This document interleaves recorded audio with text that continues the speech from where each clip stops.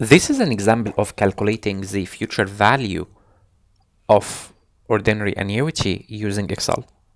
Let's go through our example.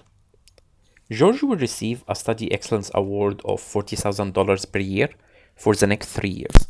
Therefore, we know that our periodic equivalent cash flow is 40,000. Our number of periods or our time is 3.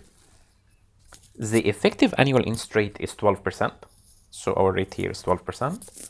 Calculate the future value of George's cash flows at the end of year 3. So our future value formula will be, we will write the Excel built-in function, which is future value, open bracket, then follow what's mentioned here in the function.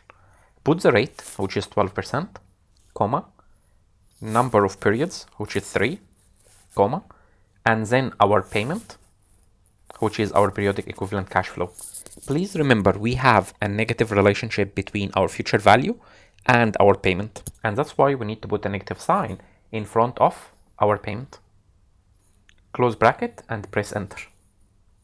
This will give us our future value, which is $134,976.